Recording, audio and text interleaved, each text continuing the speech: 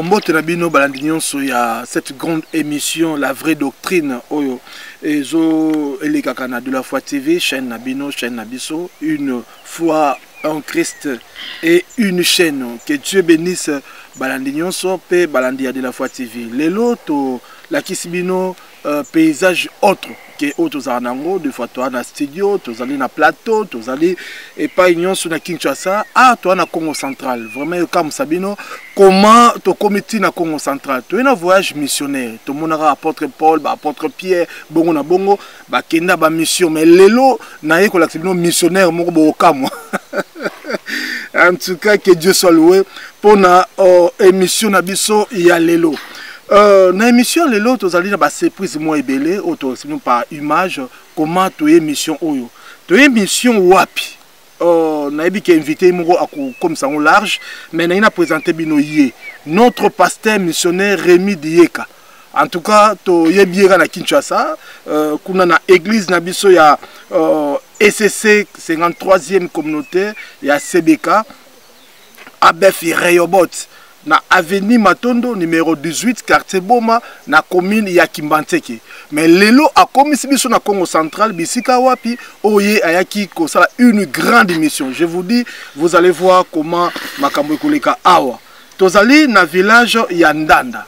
Village ya Ndanda esika bomoni biso na ba paysage moko vraiment très excellent et que Dieu soit loué. Awa bazali na église oya tongaki awa ATO association Temple des oubliés. Babosa ni nani nga Jeribal Tobino Topé Nanda tokoyeba yango nyonso na kati ya émission.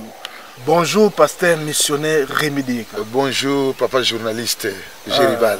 Vraiment toye awa na Ndanda. Bon, tozoe baté to géographie on nini, c'est-à-dire situation géographique ya Ndanda ezande. Tozana Congo central na secteur Luila, territoire à Kasangulu. Donc à partir de Luila, aux huit droite côté rail, et à 27 km, il y a Luila, donc route Matadi. Donc tous un village Ndanda, groupe Maïdi. Donc non loin, il y a Chit Zongo, non loin, il y a Esnel Nsanga. Donc tous un Katiwana. Donc tous un Kati Sika, mission Ndanda Izali. Ah, vraiment, tu as Kati, il y a mission Ndanda. Non loin ya Nsanga, non loin ya Zongo, et puis dans le secteur nabiso ya Luila, dans le territoire ya Kasangulu, nenge l'homme de Dieu, le missionnaire pasteur Rémi Dieka Otiko Ebisabiso Awa. Thème nabiso tozolo bela, c'est le réalité de la mission.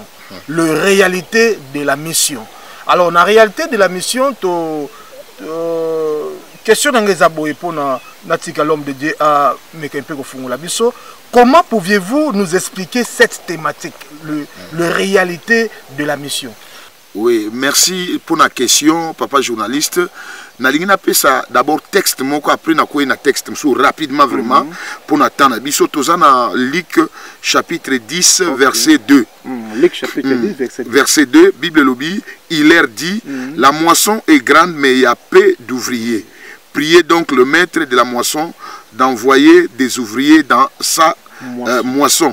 Tokena acte 9, Tobanina verset 23 tina 25. Bible lobby, au bout d'un certain temps, les Juifs se concertèrent pour les tuer. Et leur complot parvint à la connaissance des Saul. On gardait les portes jour et nuit afin de lui ôter la vie. Mais pendant une nuit, le disciple pendant une nuit, les disciples le prirent et le descendirent par la miraille dans une corbeille. Donc, Nalingolo Beloko Moko, mission, et sa vie, il y a Jésus-Christ. Donc, tant qu'on a le bon Nalingolo Banini. Donc, les grands missionnaires de tous les temps, c'est Jésus-Christ. Amen. Azalaki, na Lola, et pas na Tata. Et ayena mokili oyo koluka biso basumu ki ba péché. La première mission. C'est ça. Yende mutasala ki la première mission. Aye asali mission na ye akufi pona biso asekui azongi et pas na Tata. Mais avant zonga. Alobi na biso ke mission terrain moisson eza munene. Amen. Mais asantaki ke azana besoin ya ba missionnaire. Et loko yesu asala yango nde biso tozo continuer tilelo. et bapesi biso fenêtre moko Bible fongoli biso pour l'apôtre Paul. Nzamba bengi Saul de Tarse na musala na ye et na kati ya mission oyo ya salaki tomoni makamuni na kutana inango. Bible zolo bana biso pardon dans acte 9 23 et quelque part esika bana côté ya sango malamu tellement batu babana kondima yeti bazokama est-ce que mutu a se convertir. Ah c'est qu'on a mboka ya Damas. Voilà. Mais et salami ke batu na ye moko propre o babana ko tinda ye akende sa et là ko kanga ba chrétien ba tourner contre ye. Bible lobi ba comment ko luka Saul de Tarse pourquoi ba bomaye ba longola bo moye pa na ye.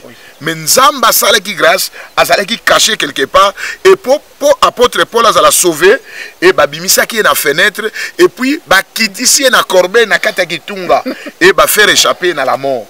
Donc tout ce monde na kati ya mission tozaka na ba offrande te na kati ya mission tozaka na tourisme te ou quelque part ou que tala mboka mongo boy mais na kati ya mission aussi risque eza makambe beleza na kati ya mission. Donc oyo ngai pasteur mina sala lelo eza seulement continuité ya oyo maître atindi biso alobaki quelque part na Matthieu 28 allez partout dans le monde faites de toutes les nations mes disciples. Donc le monde wana ezaka la parité États-Unis Canada mais ezape Kinshasa karate ezape ba village ba village auto sotaka au matin vio sauter mankana OK ne mamako Dubai non mikolo yo ero mona ngana bungi na sala ba koto ba koto yo donc awa toilette à Ligue Césate awa mbeto à Ligue Césate awa ba condition ko lia eza pena ndenge ezalaka te et puis biloko zolia oza soumis na nature donc awa bio donc c'est ça vie à missionnaire donc tout ça prêt à quoi accepter voilà awabio comme l'homme de Dieu vient de dire. Alors l'homme de Dieu missionnaire nangina kenami parce que a tout dans autre site.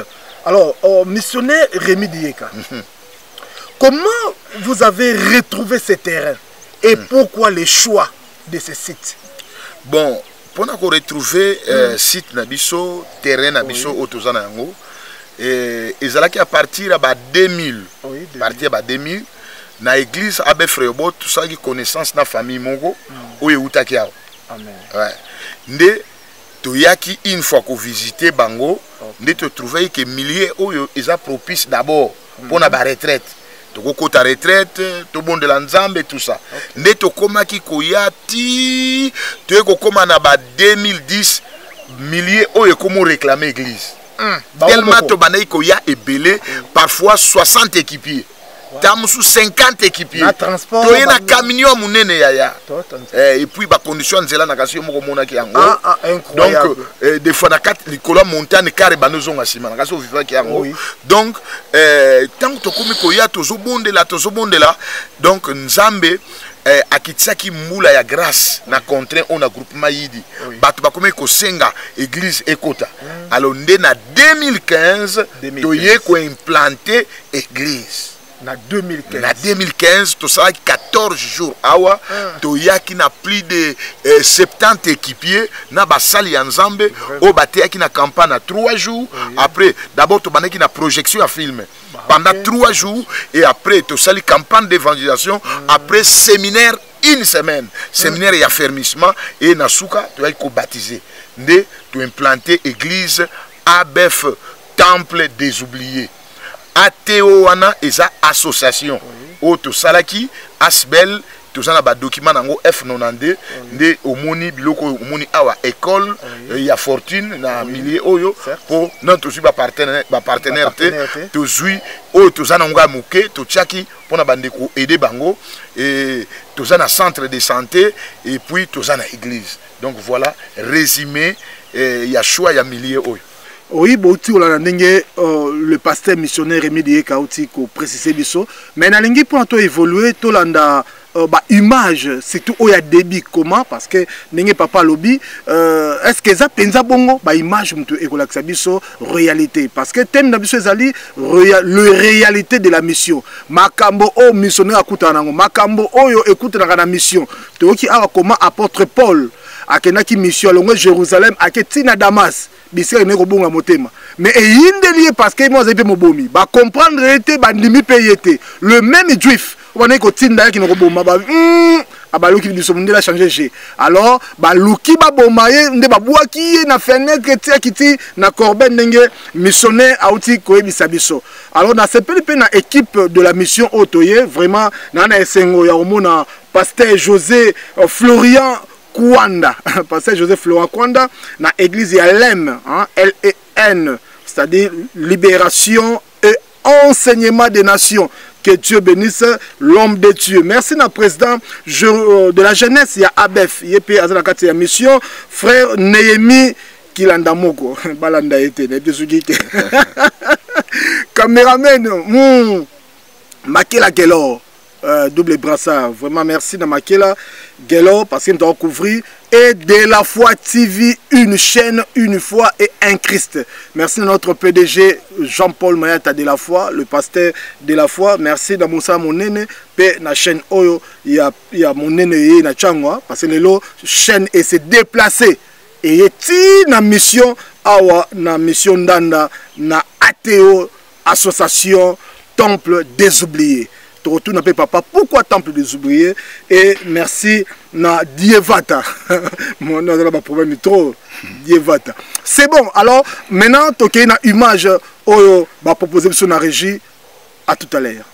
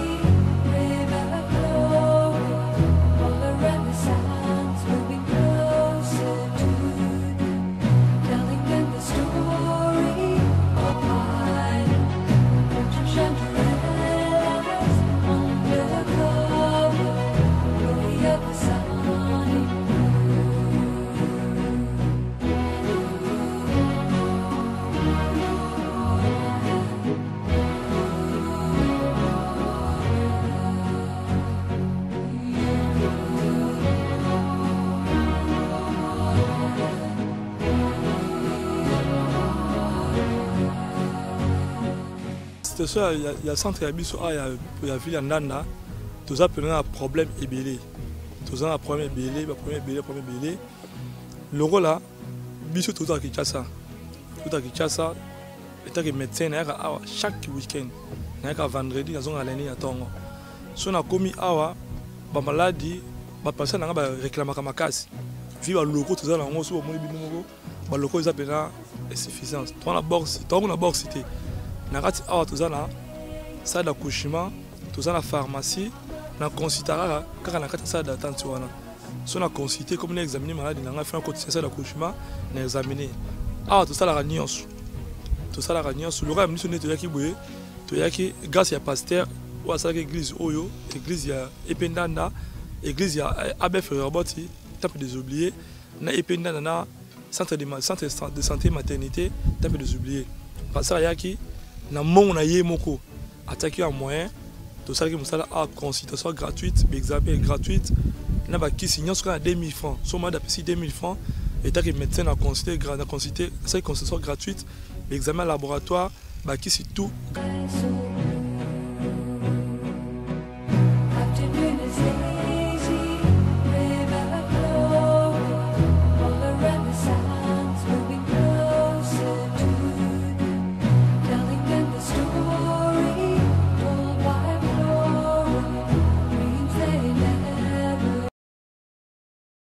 Toujours une base irréfutable pour l'évolution spirituelle de l'homme.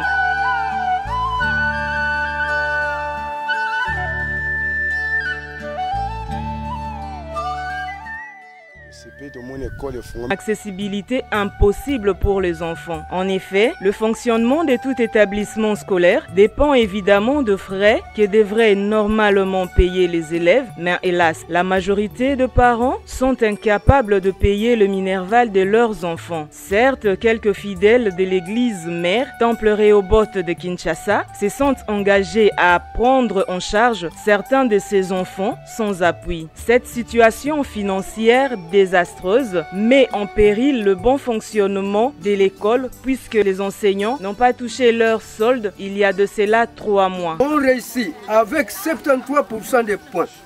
Longo Pamou la première.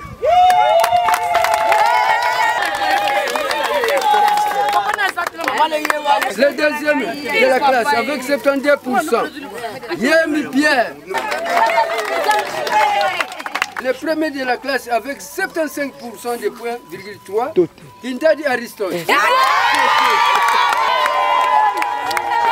Le deuxième de la classe avec 73,4%. Là, nous bimboyons.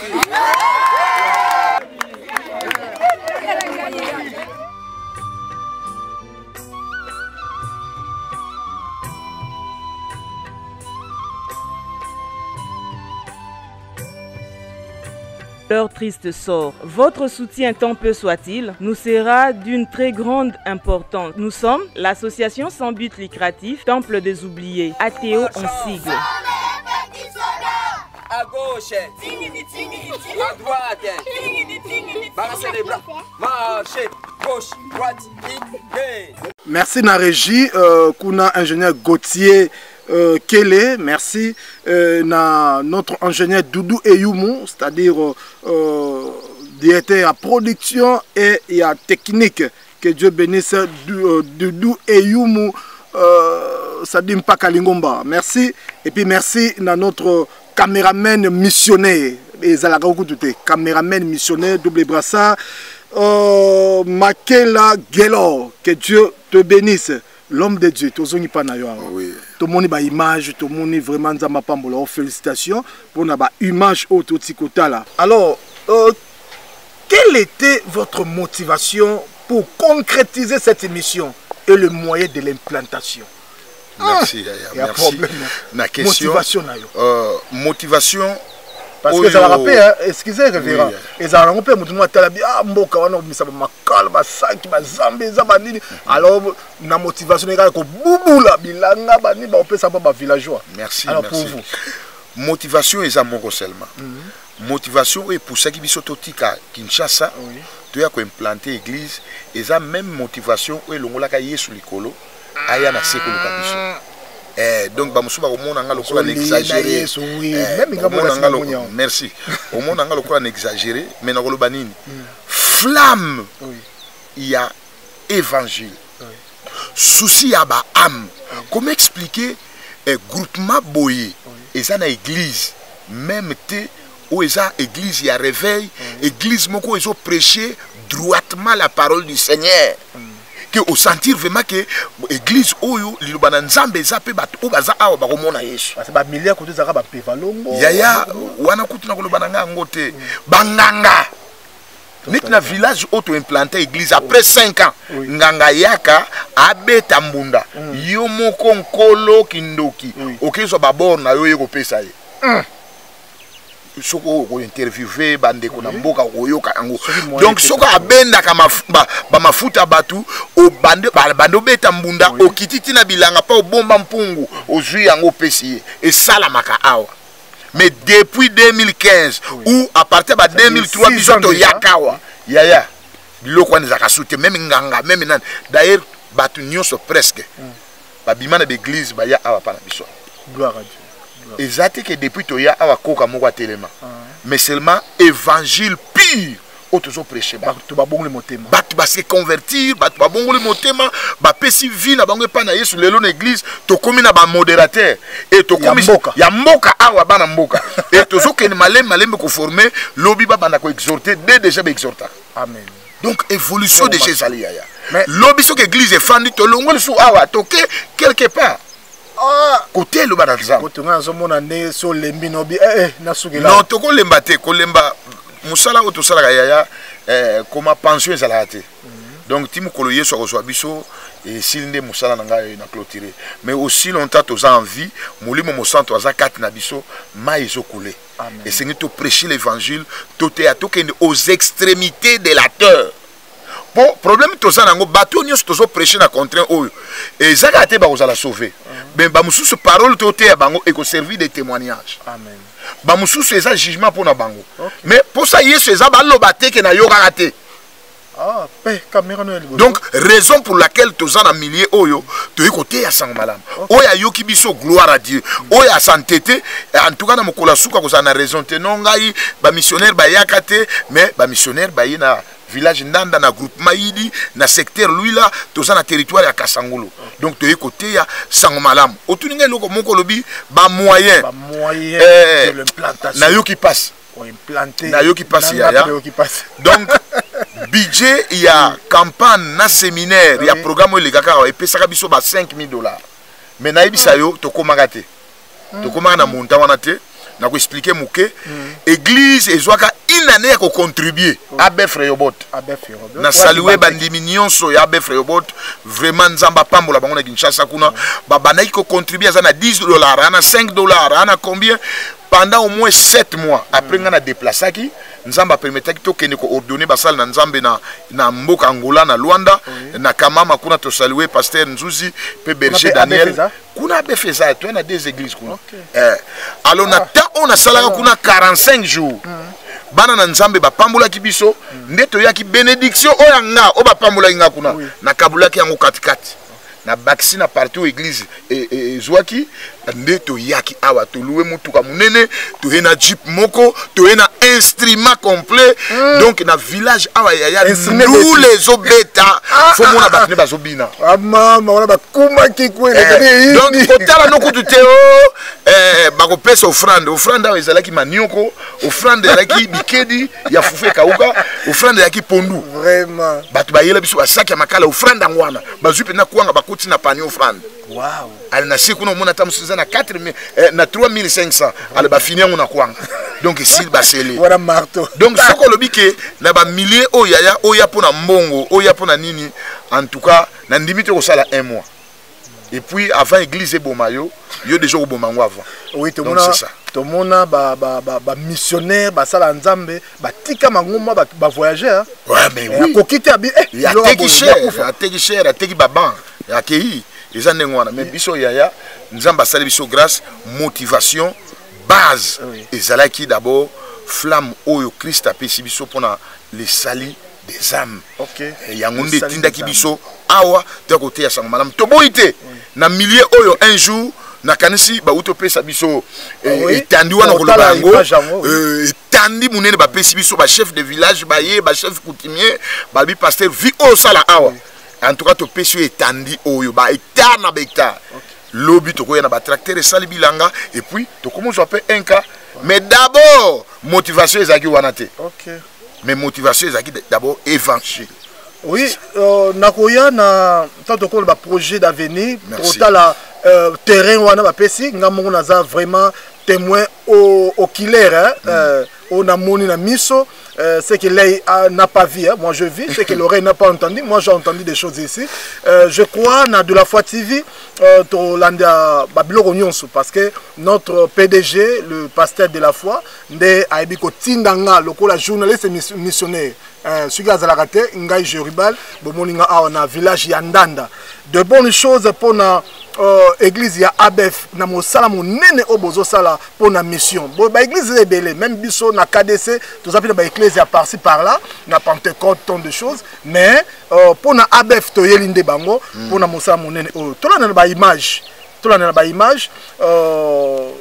quelques séquences oyo za ba réalité de la mission ba réalité oyo pasteur missionnaire Rémi Dieka to ebiga comme ta délivrance a wa mboka. Et puis bato mingi ba koya na mboka pa ebiga noko zo kisi sa moto ba moko ko makadikadi ba memi oke ape hôpital nini mais félicitations parce que centre et awa pona kosunga ba imboka alors tolandi na image pona kosunga biso to mona ba réalité nanga ki émission o eza spéciale pona aider biso wana na sima caméra le caméraman missionnaire double brassard Makela Gelor tikankolo a pambolaye et puis na moni pe David Boutou ya Makela David Makasi yesu boboka Makela beauté mais suis te exacto partout tika caméraman azana esengo awa na opesa mbote na deux protocoles basungi biso awa kolia vraiment kobela eza jute mai ya sauce bio ndenge révérend lobi c'est Drouzi Kuna et puis c'est Sylvie Matondo. Vraiment le deux c'est bah ça Moussa Monene passage Joseph Laurent ako bisanga te za bongote nandimi ke andimi sami dievata dani Makela zolinga te ba boka dievata et puis mokonzi ya jeunesse le président Némi Kilanda Moko yazolanda ngai male mono na kote kaka titokota za mabiso mbale alors tolande image.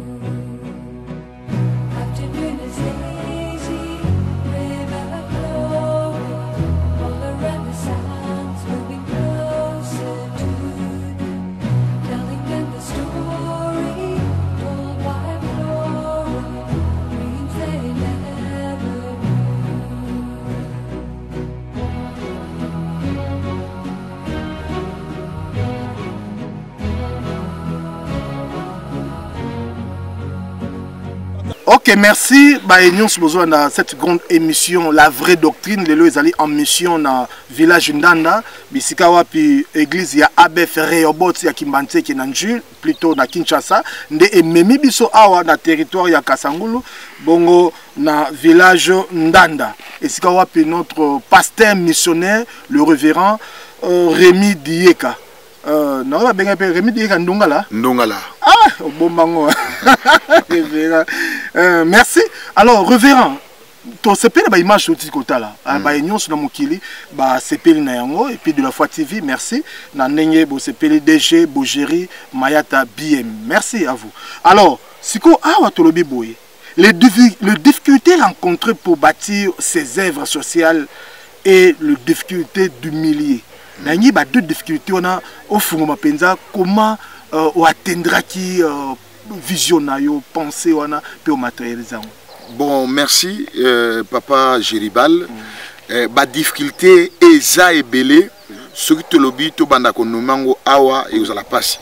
Mais elo qu'on a koloba seulement que ko implanter église na milieu oyo eza vraiment très difficile ba milieu boye. Difficulté ali bosso ezali batango ba accepter bino facilement. Donc tout le monde na kata full na campagne.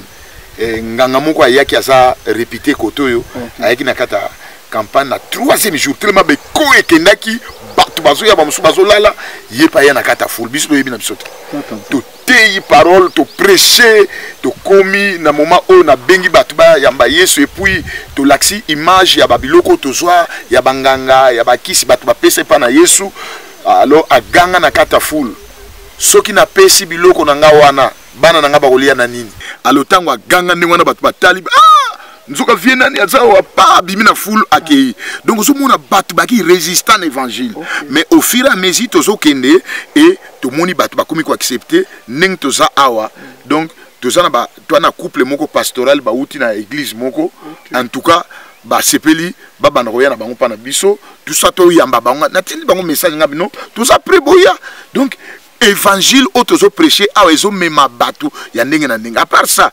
difficulté exemple ndenge to yaka awa flat ezalaka te flat hotel ezate donc ndenge to yewana tozana maître avocat papa José Kwanda ozo monisika tozolala na ba mbeto ya kekele donc mbeto na soko lali yango avant au bougeot changer mon pandi, faut signaler voisin. Pour ce que salaire, en tout cas, vous se retrouver dans ce. Donc, bana musu bazola na babache, tout ça, ba condition vraiment, ils a passé banakala. Mais to continue na ngomena ibike, nzamba ko sala biso grâce, batamite mamalamba ko zala oyo ba ko sunga biso pour te mission quand même tous à l'aise pour oui. L'onction mouté ça la musala mais l'onction ça a besoin à corps corps fait ça bien entretenu pour l'onction et ça la malam alors bah difficulté vraiment ils ont belé côté à finance bah moyen de transport tout ça tu y a parfois na ba moto et memi biso awa banda na lui la ti awa komona 40 minutes to komi mais na mutuka na kasi mona ki distance to sali presque une journée pour photo ça la tour to koti sona bata to yenzanga to tourner to yé pourquoi banzela est impraticable. Donc voilà la difficulté c'est belé on a ko lo baté awa. Alors ndenge au sali hôpital centre na moni école comment mettre un niveau au matérialiser parce que pour moi ça dit œuvre sociale qu'on soit centre de santé qu'on soit pekela siabana parce que église c'est bon mais est-ce que l'aider comment un niveau bon tant toujours kende toujours ko évoluer oui pour ça bateau ya makasi mon seul ensemble donc bateau bazo réclamer école d'abord ba réclamer école pour moi na akende à ça la première primaire. Donc, d'abord, il faut que ça 10 ans, 11 ans. Mais Bisson à Kinshasa, à partir de 6 ans, 5 ans, moi, on a déjà dans la classe. Mais Awa, 11 ans, 10 ans. Pourquoi? Il faut moi, on a ça là, 11 ou 12 km pour écouter dans l'école. Et puis, à Zolé Kaba rivière, pont, il y a un zété.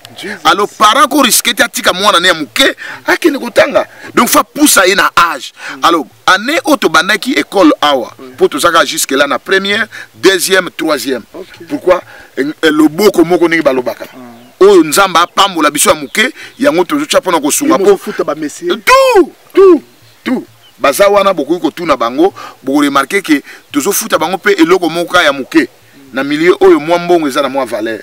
Donc tout ça pendant na soutien pour na centre de santé na lobby tant on est na déplacer na kenaka Angola moi coup de pouce on a tozoaka yango salai keto aider bango moi si pour abota yaya fois que nous vana na hôpital Nsanga avant 1 mois donc monika ka moi na ya suka ngwana ke vanda soko salaire et puis bane belé baza awa yaya babotama bazana certificat de naissance c'était pourquoi abotama na simandako tout le monde na ba missionnaire to vandika ka boye na permanence tout le monde bazoya na mwana na sachet moi ça auto bota na simandako ba yene na centre de santé donc ba mesana ki ndenge wana donc et ça rabiso passe to bundi nde to tchaki centre de santé wana et lelo ba komi ko transfuser bazo sala nyonso et puis zone de santé et reconnaître biso et bazo bunda malembe ba komi ko ya ko pesa vaccin na mono komi na centre de santé to munga to zoa to vandisa yi awa to vandisa yi awa tout ça aza sur place aza permanent médecin a uta kana Kinshasa docteur Guy que j'ai salé en passant et docteur Guy Tazi, il est aider et tamso il vendredi à kozonga dimanche na soir à consulter makamusu ndé na permanence mutasala ngo eza papa na biso Shinta oza infirmier en permanence papa Shinta oza infirmier en permanence que Dieu le bénisse vraiment c'est un sacrifice alors si quand tu kende to si ça ba image na biso parce que comme na suka to chité tant ozonga question na biso asuka alors to la ba image zo clôturer séquence nyon sur ba image to tie le lenge nini ba pesi terrain ba pesi vraiment une vaste terre pour na église Abef Rehoboth et puis ATO association temple des oubliés et bakosala mosala na yango basala n'habité bon bilanga école tout ça va revenir à ozonga biso après ce projet na ye il y a à venir alors tout là na image oyo makam oyo to tikotala bo moni même Jeribal na bi awa missionnaire journaliste to ye awa mosala nzambe pe to sali mosala monene ya otala ana boyga chauffeur moto amema biso akembi maître John Mameni. Que Dieu bénisse notre chauffeur, Maître John Mameni, a assisté na frère Gloire. On a passé Moussala, ancien Lembe Jacques. Papa de la salle, wana mutunayo, ancien Lembe Jacques. Et puis le frère Chrissy Angoma, le frère Christophe Hein, Christophe Pongo. Yende Moutasali Baban. Ah, frère Christophe Pongo, merci, que Dieu vous bénisse. Na baba auto moniko na ecclesia. Anto Moussa Moné, toi non ba image tant aux ongles à te clôturer. Papa, ndenge toyokani la signature pe koti. Donc mikanda et que kota na secteur ndenge tolobaki, secteur ayeba, groupement ayeba, territoire ayeba. Soke bimi tokoya tokosala programme toya lisupoto compléter place ya bato bakende ba géomètre bazwa ba hectare wana mesure toyeba eza na combien d'hectares après toko compléter on a ba papier comme ça toko remettre dedans. Voilà wataeno ambuta vanwene lumfuku nengembo kaba soto kele lusala kaba nkete zikele bana kawako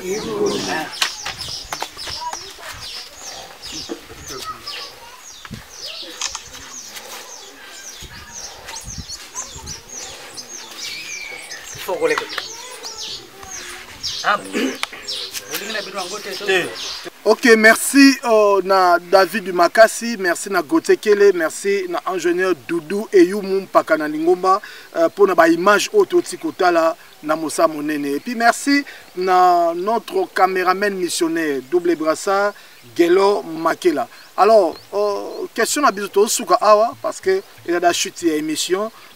Notre pasteur missionnaire. Oui, papa. Est-ce que c'est plein de bien missionnaire? Oui, choix exacté. Parce que pasteur normalement, bibliquement, tout pasteur, tout homme de Dieu est missionnaire.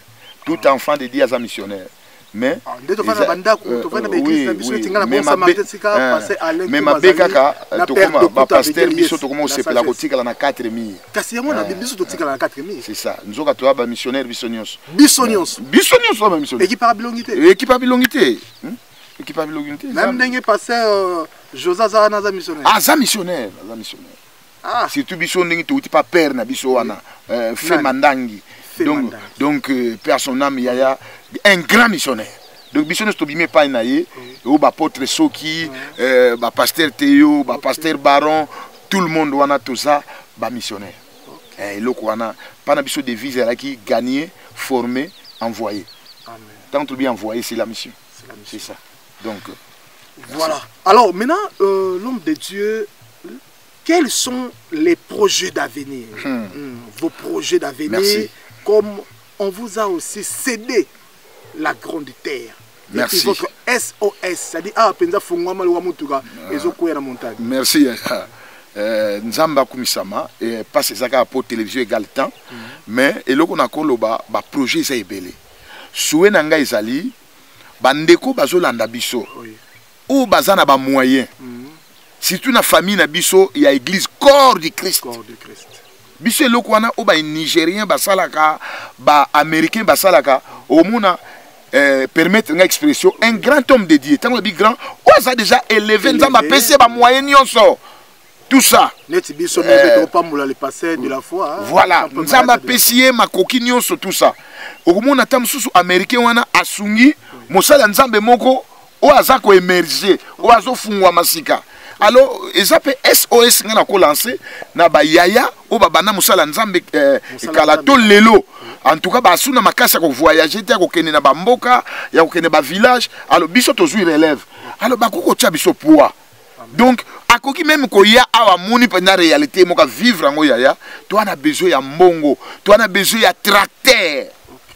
Même aux gens na lupangu na yo et umela ifana na ngekufa oko benga biso na numéro oyo eza au bas de votre écran et toko ya toko benda yango po ba hectare ebele o ba pesi biso to profiter nango. Donc toi on a besoin to sala to na projet moko ya agro pastoral donc na kati to na agriculture pisciculture ba pesi biso des rivières. Na kaniso monango rivière Nkilu na rivière Manioka donc ba pesi biso nyonso wana et puis tozana besoin to tcha ba manioko oya projet alors ba etandi basango ba mbala voire même bachou matungulu koto ne se botaka donc toi on a besoin vraiment ya financement partenaire moko oya koya a aider pote vraiment musala oyo ekene malamu nzamba ko zanga te ko pambola yo même nzamba toucher motema na oza mwana nzamba ozolanda biso oza suki de église nini oza mwana notre père oza na CFC papa Mayata oza na Rehoboth oza wapi okoiko sunga na bon samaritain okoiko sunga yaya pote Yesu azaka moko ba église toza nango ba temple local ou locaux eza seulement bisika bangare eza tozo yanga na pona kokumisa Yesu mais objectif eza moko Yesu Masia soki lelo peuple a koto a pambolami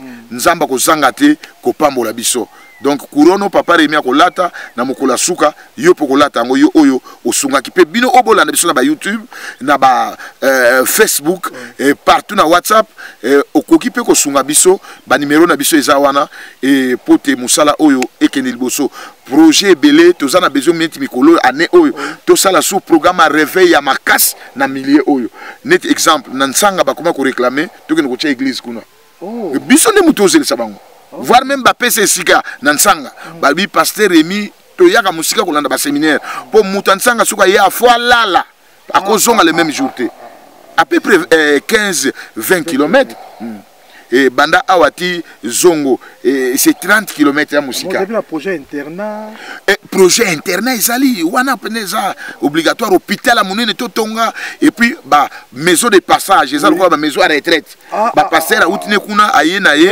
à côté retraite na ye donc tozana besoin to sala hôpital moka monene na terrain au ba pesi biso na milieu oyo et to na besoin to sala école ya monene internat voire même et ko aider bana bakuta Kinshasa de partout ba ye awa baza interné bazo tanga tout ça to préparer Congo ya lobby to na besoin to sala vraiment centre moko professionnel awa jeune fille soka ko isika ka 15 ans en tout cas yaya to monde na biso te awa oza na 20 ans bango nyonso 16 ans au boti déjà au semi alors et loko oeza pona ko occuper bana ezate même atelier à couture même menuiserie même garage on nini rien donc mbila nini mwana ya mwasi âge 16 ans au 8e donc voilà on a koloba. Voilà, merci en tout cas na Bolandi biso de partout na Mikina Poto na Congo et puis na Afrique nzamba pambola bino balandi ya de la foi TV que Dieu vous bénisse ya ngwezali suka ya émission na biso sali suka ya tranche oyo o de toti ko sala na kati ya mboka ya ndanda na voyage au missionnaire toye ndenge ba apôtre Paul Basaki nzamba sungi toye na nzela ya pasteur Rémi Dieka notre c'est-à-dire missionnaire, merci pour na ABF Rehoboth et puis ATO, Association Temple des Oubliés. Bon, oublier pourquoi? Parce que na qui va comprendre, attends 2 secondes. Oublier to tiaki yango par rapport ya temps oyo bamboka oyo sala ba yibi Yesu te. Amen. Ezate ke batu babosa na bango pona ko sala bango bolamba. Très gentil. Donc on dirait to bosa na ka contre on évangile. Très bien. Pesa ka mbote pas to comme na souka. Na pesi liboso mbote na madame nangai mokuwa nanga mama Lili Dieka Lemba na bana nanga oyo bazangi papa une semaine mobimba nazoya nzamba pambola bino. C'est ça. Que Dieu bénisse notre pasteur de la foi Jean-Paul Mayata Boss Nabiso PDG, merci na 2G Bougeri Mayata, ingénieur Doudou et Yumu Pakanalingomba, merci na ma fiancée la sœur Natacha Londa Nat la Perle, la voix angélique. Bye.